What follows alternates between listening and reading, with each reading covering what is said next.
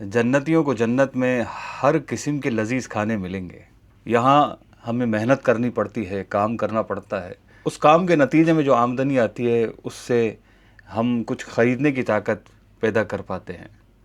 صرف سوچنے سے ہی ہمارے گھر کا گزارا نہیں چلتا، صرف سوچنے سے ہی ہماری خواہشات پوری نہیں ہو جاتی، صرف سوچنے سے ہی ہمارا پیٹ نہیں بھر جاتا، بلکہ ہمیں اس کے لیے پورے مہینے کوشش کرنی پڑتی ہے۔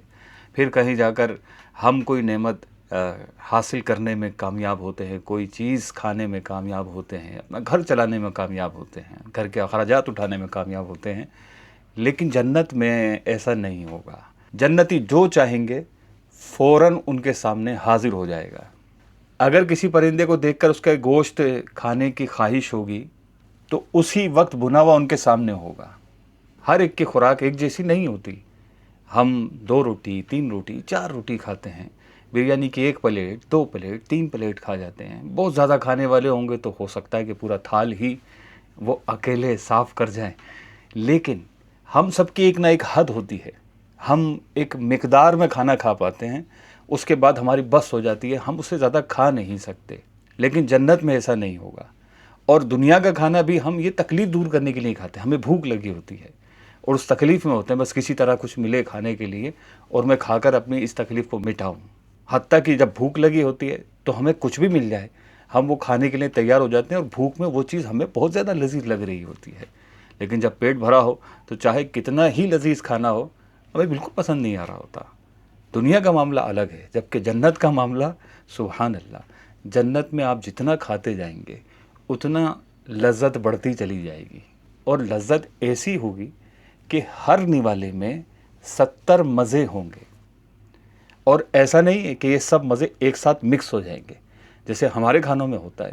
مرچیں ہیں، کچھ کھٹا پن ہے کھانے میں، کچھ چٹپٹا سا ہے، اور وہ ہم کھاتے ہیں تو وہ سب مکس ہو کر ایک ملا جلا ذائقہ ہم محسوس کر رہے ہوتے ہیں۔ اور یہ بھی ہر ایک میں صلاحیت نہیں ہوتی، بہت کم لوگ ہوتے ہیں جن میں یہ صلاحیت ہوتی ہے کہ وہ کھانا کھا کر اس کھانے میں ملی ہوئی چیزیں وہ پہچان پاتے ہیں کہ اس میں کیا کیا ملا ہے، کس چیز کی کمی ہے، وہ اندازہ لگا لیتے ہیں۔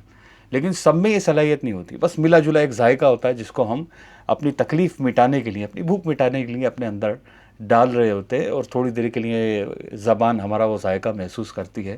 جبکہ جنت میں ایسا بالکل نہیں ہوگا۔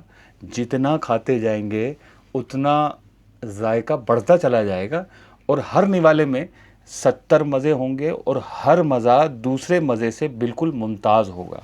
اور ممتاز ہی نہیں بلکہ وہ معاً محسوس کرے گا کہ یہ جو میں نے نوالا کھایا اس میں 70 مزے، اور ہر مزہ اس کو علیحدہ محسوس ہوگا، ایک ساتھ مکس ہو کر وہ ذائقہ محسوس نہیں کرے گا۔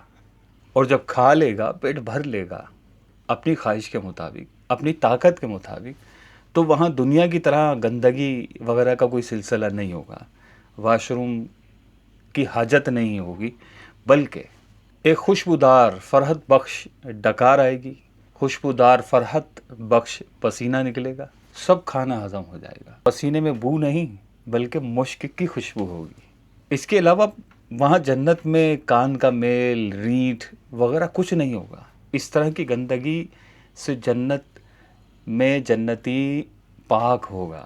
ذہن میں سوال آتا ہے جب اتنے سارے ذائقے کوئی شخص محسوس کرے تو کھانا بھی بہت سارا کھانا چاہیے اس کو۔ جی ہاں، اللہ پاک جنت میں جنتیوں کو 100 آدمیوں کے کھانے کی طاقت عطا فرمائے گا۔